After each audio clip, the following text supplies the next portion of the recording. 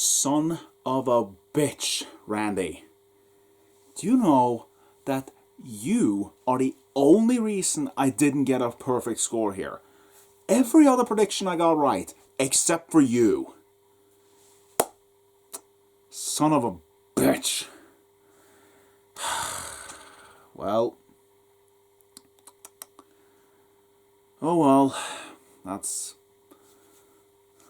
Oh well, at least the matches I cared about the most at least had the right result. So, let's get going then. And let's talk about SummerSlam. First of all, Apollo Crews vs. MVP was moved to the pre-show. Match happened.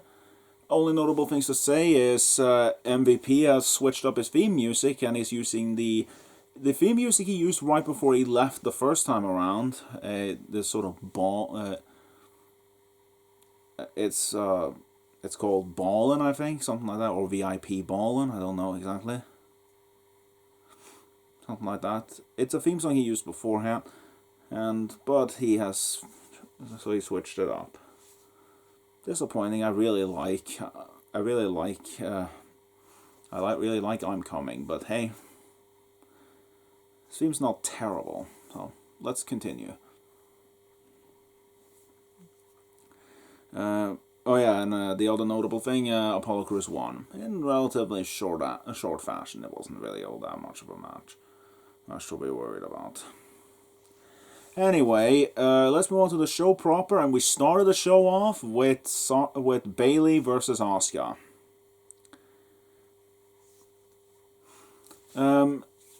What can I say about this match? I was a bit worried when this match opened the show, because usually WWE likes to start off their pay-per-views with a babyface wins. I was worried that my prediction was going to be wrong, but it wasn't. Match itself was fine. It's like, yeah, a bit of back and forth here and there, but mostly Asuka was in control for the most part. Ultimately, the match ended when Sasha Banks got up on the apron. Asuka went for a hip attack or some sort of kick, and Sasha took the brunt of it. Bayley then rolled up Asuka to get the win. She retained her championship. So yeah, not much else to say about that match. I thought it was fine, but it wasn't anything special, really. Next match was the Street Profits versus Angel Garza and Andrade. And for some weird-ass reason, Kevin Owens was on commentary. Why? What the purpose of that was? I don't know. Also, something else that was weird, obviously Andrade and Angel Garza had Zelina Vega with them, but there was no sign of Bianca Belair. The Street Profits came out on their own. Anyway, the match itself, it was fine. Pretty standard tag match, honestly. Montez Ford was beaten up a lot. Not on the outside, in the beginning of the match, as Andrade and Angel Garza double teamed them. One spot I did like, though. There's one wrestling move that I really don't like because it doesn't make any sense. And that's when an opponent is in the Tree of Woe, and the wrestler does a double foot stomp onto the person in the Tree of Woe. And every time they do that, the opponent always holds himself up to actually be hit by the move. It looks hokey as hell. But in this match, I saw Andrade go up to do that double foot stomp, and Angel Garza held up Montez Ford so he can hit it. So that at least makes more sense than the opponent holding himself up. So I like that. Anyway, Montez eventually got the hot tag. Took a bit back and forth. And then, at one point, I think Zelina Vega got up to try and do a distraction or something. While Angel Garza was the legal man.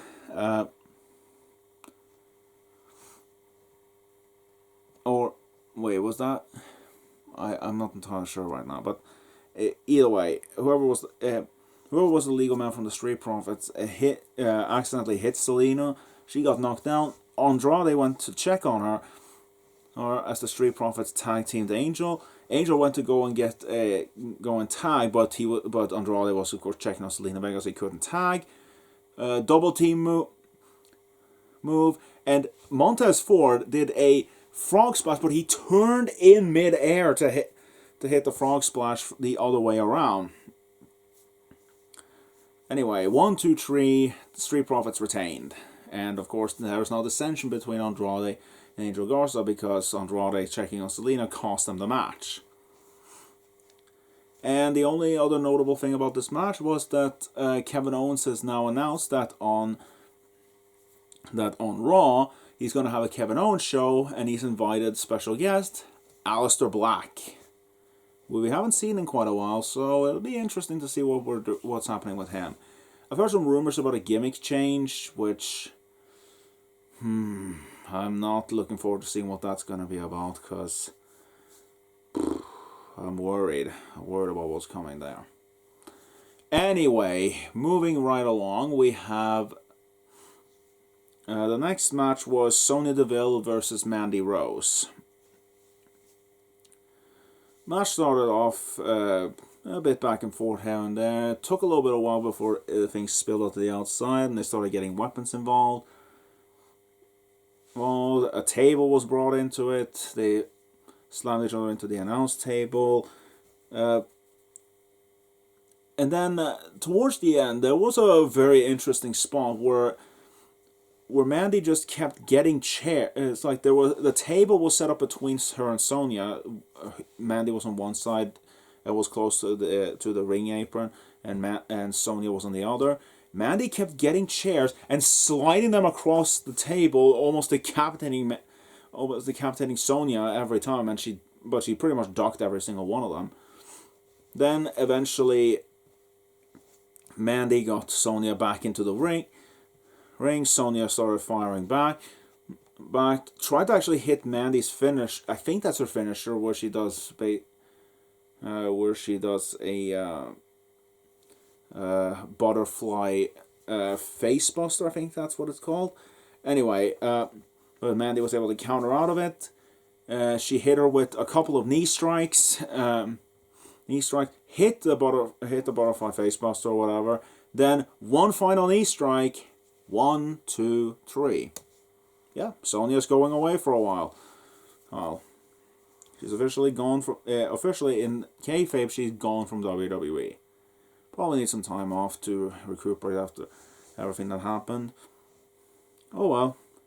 Anyway, after the match, Otis came out to celebrate with Mandy, and that's pretty much all that happened. Anyway,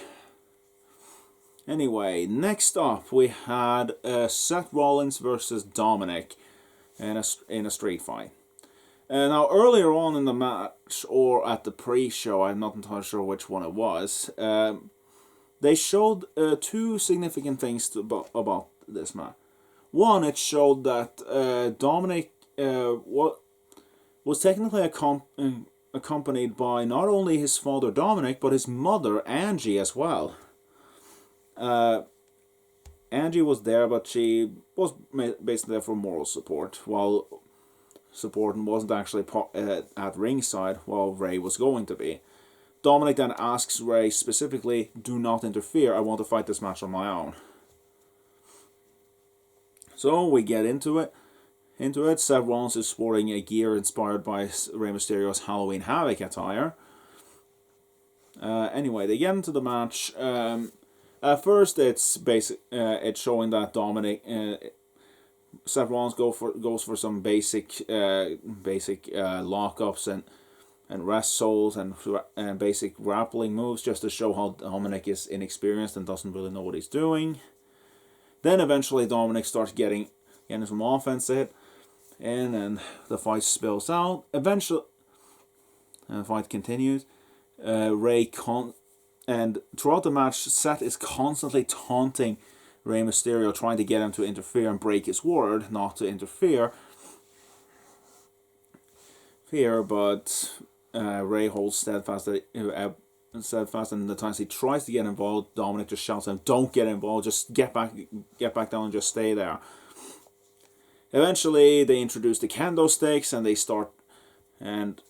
they start wailing on each other with kendo sticks at some point. They both get some serious cuts over their bodies, just like when Dominik got hit by got absolutely massacred by the kendo sticks on Raw.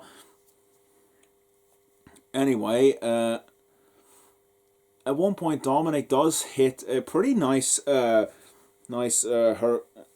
spin Hurricane Rana DDT or something. I don't know exactly what, or Tilt-A-Whirl DDT. I don't know what it's called exactly. You know, you spin around the opponent's head and then hit a DDT or something like that.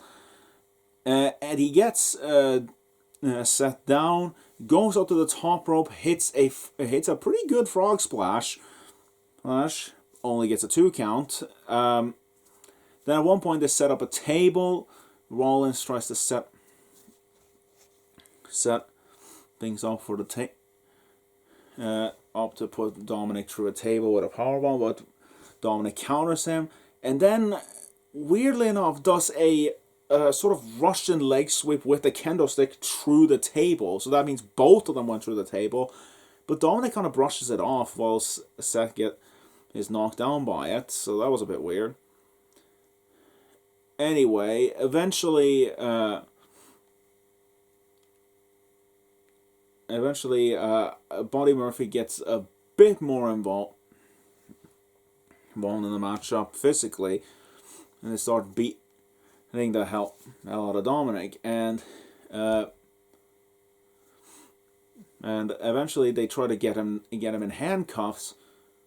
But Dominik fights back. They get to the outside, and Murph and I just remember what it was. I struggled a bit to remember, but this is what happened. They were trying to get him in the handcuffs, but then Ray sees that. Then Angie actually comes out on stage. Ray runs up to her and tries to stop her from interfering, because if he can't interfere, he's pretty sure Dominik doesn't want her to get involved either. Anyway, this is when the fighting spills to the outside. Murphy then tries to do the eye spot, trying to jam Dominik's eye into the steel steps. And this is when Rey Mysterio has enough. He attacks Murphy and starts beating the hell out of him. And then, of course, Murphy and Seth Rollins double team Ray. Beat him up for a while. And lock him in handcuffs. They look like they're about to hit him with the kendo sticks. But then, for some reason, Rollins drops it. And then he looks up to the ramp. And I suddenly realized, you son of a bitch, he's going after Angie. But of course, before he even gets close to Angie, Dominik jumps at him, and the fight continues. But now, of course, Ray's handcuffed, so he can't do anything to help Dominik. But Dominik actually manages to beat down Murphy, get Seth Rollins back in, hits the 619, goes up, goes for the frog splash, but Seth Rollins gets the knees up. He hits a powerbomb, I think, and Ray is there to watch hopelessly, handcuffed to the ring as Seth hits the curb stomp. 1, 2, 3. So, yeah. I mean, it was a fun match. It was a decent matchup. As for Dominik's performance, it was fine. He did pretty well for himself for a first-timer. I didn't think I would say that Pat McAfee actually did better for his first time than Dominik, but, did well for himself. He is still green, but hey, with some time in the ring, he can probably get a lot better. He has a lot of potential. But yeah. But with this win and how things went afterwards, I am smelling a tag match coming at Payback. I am dead certain we're going to get Father and Son versus the Messiah Maniacs. Sorry. Anyway, next match, I believe. Let's see. I think next was Sasha versus Asuka, because of course this was supposed to be an 8-match show, but because MVP and Apollo Crews was bumped on the pre-show, this was now 7 match. Also, we had 3 matches left, and now we have Asuka versus Sasha for the Raw Women's Championship. This match, you would think after Asuka had already had a match that Sasha would dominate a little bit, but honestly, her domination at the beginning was pretty short-lived, honestly, as they started fighting very evenly and had a lot of counters. There was one spot that I really liked where Asuka got Sasha onto from they were in Sasha was at the top rope going for her double stomp onto a prone opponent, but Asuka countered it, got her up in an electric chair drop, hit an electric chair drop, and went straight into a knee bar. That was a pretty cool spot. Then there was one point where Asuka went to do an alley oop from the corner, and Sasha countered it right into a code breaker. So that was a cool spot. There was a lot of cool, good counters back and forth here. Asuka attempted to cinch in the Asuka lock up a couple of times, but Sasha was able to counter it into some pinfall attempts. Was able to lock in the bank statement a couple of times, but didn't work out quite well. Eventually, at some point, Bayley got up on the rope. Sasha was in pretty much the same position, but instead of taking the hit for Sasha, they both moved out of the way. Bayley then ate a kick for her trouble, a back fist for her trouble. Sasha got back in, tried to hit some sort of move, but Asuka then countered it into the Asuka lock, and eventually Sasha tapped out. And what I really wanted happened, Bayley retained, Asuka regained. Perfect. So yeah, we finally, Asuka got the title back that she shouldn't have lost in the first place. The streak of Sasha never being able to provide a successful title defense on the main roster still continues. I'm looking forward to seeing everyone moan about that one. And we can start building towards Shayna versus Asuka. Please get that going. Hell, you don't even need to do a women's title match on Payback. At least not for Sasha or Bayley, because they're already defending their tag team titles. So, yeah, Asuka can take Payback off if she wants to. I would prefer that. Anyway, moving right. I think this was when the advert aired. I think so. The next advert, there was an advert that said for Raw that tomorrow Raw has no limits. Yep.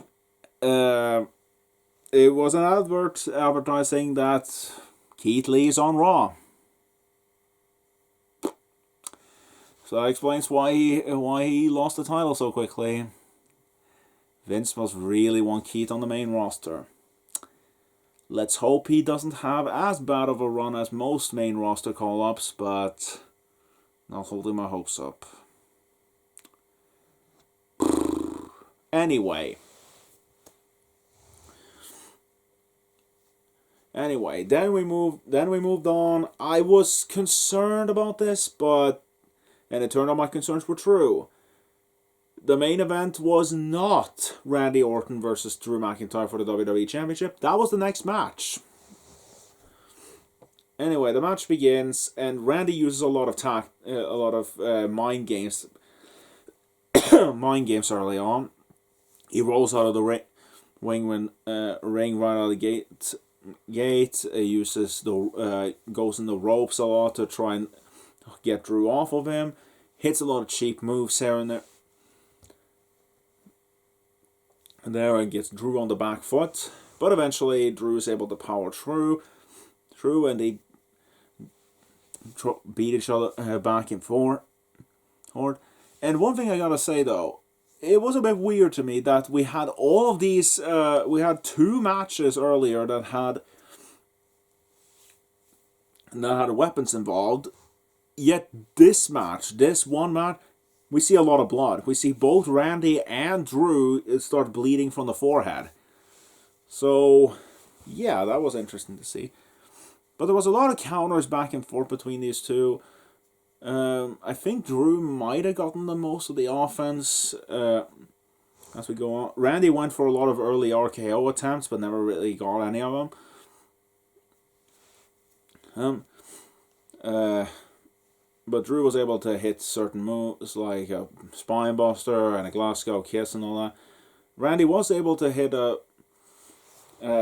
hit some moves like a power slam or a draping DDT. Eventually, he after he hit the draping DDT, Randy was originally going for the RKO, but then thought better of it since Drew was in a good position. Went to do the punt. Drew countered. Third, slammed Randy down. Went to go for the Claymore. Randy ducked it. Went for the RKO. Oh, but Drew countered it into a backslide. 1, 2, 3. Yeah. So for the second time tonight, one of the champion retained with the most devastating move in all of professional wrestling, the surprise roll-up. Again, I don't really mind Drew winning here, other than the fact that I didn't get a perfect prediction contest, because if Randy had won, I would have gotten a perfect score. A clean sweep. But no, of course I didn't. One match I got wrong. Ugh. Had I known if I'd known the match card structure, I might have actually considered having Drew win, because if I knew Drew versus Randy was second to last and it was in between two title changes, and I would have easily said Drew is probably going to retain.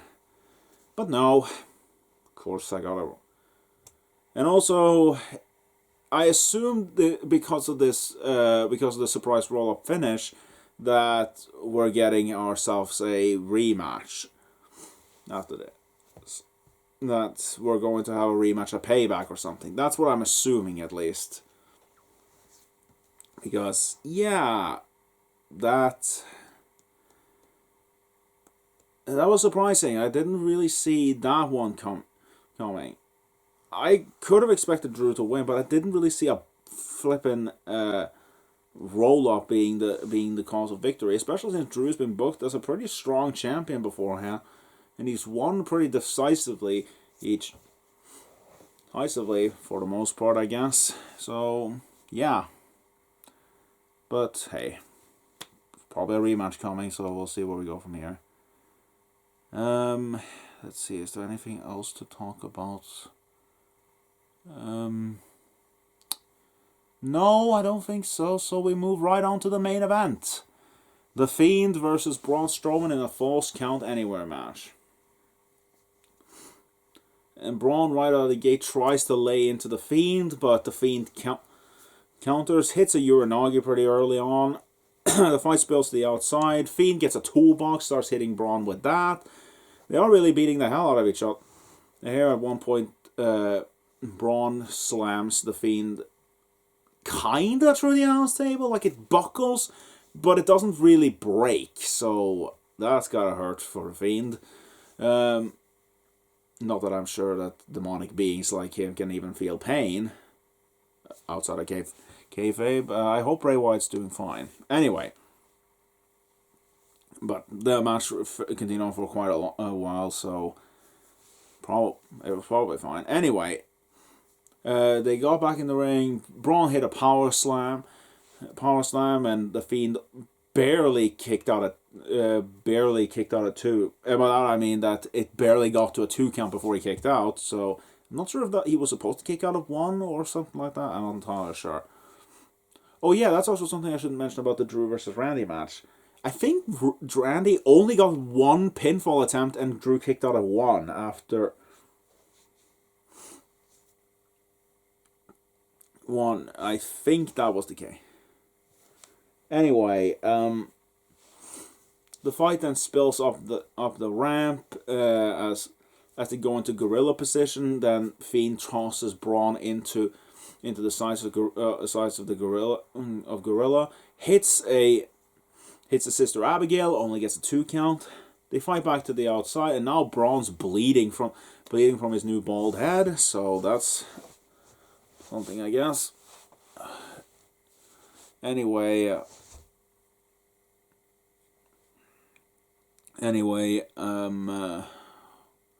were we? Oh yeah, the fight starts spilling back to the ring. Braun hits the Fiend with a couple of tosses into the barricade, into the ring post. He rolls him back into the ring, hits another power slam. Fiend kicks out. Then he goes outside, gets the tool and finds a box cutter in the toolbox, and starts carving up the ring to expose the wood on the inside. Tries to go for another power slam, but the Fiend counters, hits a Uranagi, hits a Sister Abigail, then picks up Braun, hits a second Sister Abigail. 1, 2. Yeah. I admit I kind of expected Braun to kick out of that one. I was kind of expecting maybe he was going to win with the Mandible Claw, but no, he won. The Fiend wins. He's the new Universal Champion. He gets to celebrate for a little while before being speared out of his ass by Roman Reigns. No, I'm not kidding. Roman Reigns appears out of nowhere and spears the Fiend. I guess the health concerns for his kids are not that strong anymore, so he's back. Roman then gets to the outside and spears Braun, gets a chair and starts beating the hell out of Braun, screaming, "I made you, you're no monster, I made you." Then he gets back in the ring, spears the Fiend, and spears the Fiend again, and then he just yells out, "You're just some stupid creep in a mask, you're nothing." And then he picks up the Universal Championship and just says, "This is mine. This was always mine. I'm the guy. I'm the man." And he has this shirt, and he also has this shirt on that says, "Wreck everyone and leave." He then says, "You're just a pretender to the title. This is always mine." He holds up the championship, and we go off air. So, yeah. By the way, if you feel like I do a lot of play-by-play when it comes to the final matches, it's only because those are the ones that are freshest in my mind, so I try to just talk a little bit more about that. But anyway, the point is, Roman's back, and that's... I mean, sure, I guess it's nice to see him back, but at the same time, I was hoping the Fiend was going to have a longer title reign now and actually be a threat instead of being fed to Roman. I'm worried. I'm worried they're going to make the Fiend a transitional champion. Because that would be really stupid. I would much rather if he had actually started feuding with Braun or something like that. And also, the way he acted seemed a bit more villainous than anything, so... has he turned heel? I doubt it, but, we'll see. It just seemed a bit villainous the way he acted, really. And, going after the Fiend is not exactly a good way to make the fans like you, especially because, people really like the Fiend and they don't want him to lose the title. Also, they built up Alexa Bliss a lot in the video package, but she was nowhere to be found. She wasn't involved in the match at all. The Fiend just won. So, yeah. But, yeah. Also, I guess I didn't talk too much about the quality of the matches, but that's because I'm not entirely sure how I can really describe the match qualities. I mean, there was nothing I would call bad on the show. I mean, maybe Sonya versus Mandy was slightly underwhelming for a no disqualification match, but I guess they had to change the match a bit on the fly after everything that happened, and I guess Sonya is ready to take some time off. Street Profits versus Andrade and Angel Garza just seemed like a standard-ass tag match to me. So there wasn't much to do about that. I mean, I've mentioned the good parts about those matches. Bayley versus Asuka, it just, to me, the difference between Bayley versus Asuka and Sasha versus Asuka just, to me, clearly states really we shouldn't have done this stupid storyline with having Asuka fight for both the belts. It just didn't seem like it mattered. They should have just had Asuka get her rematch, and Bayley could have fought someone else. Asuka could have regained her championship, which she probably shouldn't have lost in the first place. And that should have been it, because that match because the match with Sasha was far superior to the one to Bayley. And I'm not entirely sure what I consider the best match on the card. I guess Asuka versus Sasha was probably the best, but I did like Drew versus Randy as well, even despite the weird finish. Again, it wasn't a bad finish, but it was just a bit weird for this kind of match. Also, for all of you who... Also, one thing I do want to say about this show, though. There were a lot of technical problems with the show. I had a lot of times where the network feed just cut out. I could hear audio in the background, but it was black screen.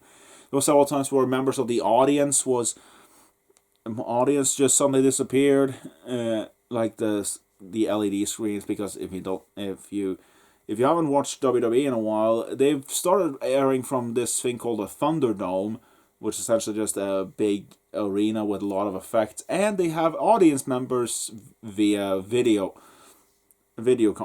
calls. But of course, I don't think. But I am pretty certain that all the crowd noise you hear is piped in, because I think an actual audience will be a lot louder, but it would also sound really weird coming from actual speaker. So I'm pretty sure all of it's piped in. Anyway.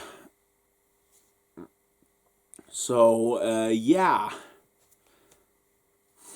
And also there were other backstage segments in which there were some sort of glitches on the screen. I assume maybe that was intentional, or maybe it was streaming problems. Hopefully it wasn't something on my end, though.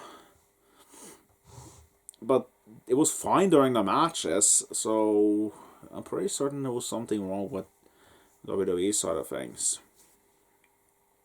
As for the Fiend versus Braun Strowman, it was relatively good carnage, but I've definitely seen better. And I'm not entirely sure having the Fiend win in such a dominant fashion only to be punked out by Roman Reigns was a really good idea. Again, if he had just attacked Braun, maybe that could have worked, but why the Fiend? I mean, I know the original plan for WrestleMania 36 was probably the Fiend versus Roman Reigns, but then the stupid Goldberg shit happened, and then Roman didn't even face Goldberg because of the pandemic. So, yeah, I don't know what to say, really, about that. Hopefully, Roman's just there to add his name into the title picture and not actually face the Fiend at Payback, for example, and just take the title immediately. That would be really fucking stupid.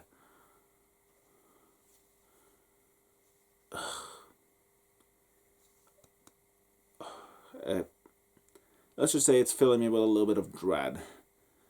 But it's not a bad thing to have Roman back. I'm just a little bit worried about the booking going forward. But as for what I thought of the event as a whole, solid show, I would say. It's overall a good SummerSlam. Nothing was bad. It was all solidly good matches. If you want a recommendation, I mean, if you're interested in how Dominik did for his first match, you can watch that. Asuka versus Sasha was pretty good. Randy versus Drew, I thought was pretty good. And Fiend versus Braun was alright, I guess. But there's nothing really that important that you need to watch from the show other than that, I guess. it was a fine show. It was good. And I guess I'm dragging this a bit out too long right now because I don't really know how to end things. So then I guess I'll see you next week for Payback unless something comes up. But normally I would say I'm done with WWE for a little while because I was just in here for SummerSlam and all that, and I would maybe not stop watching. I would stop using the network and we'll just wait until Survivor Series or something like that, because I'm still not entirely comfortable with giving WWE money these days, but I made an exception for SummerSlam because I don't know, I was interested enough to watch SummerSlam and TakeOver. But of course, because of this silly idea of having Payback just a week after SummerSlam, what's the point of cancelling my network subscription if the next pay-per-view is just next week? So yeah, you'll see me talk about Payback. You'll see a prediction video and thoughts on Payback when I get to it. But yeah, that's it for now. I'll see you at Payback.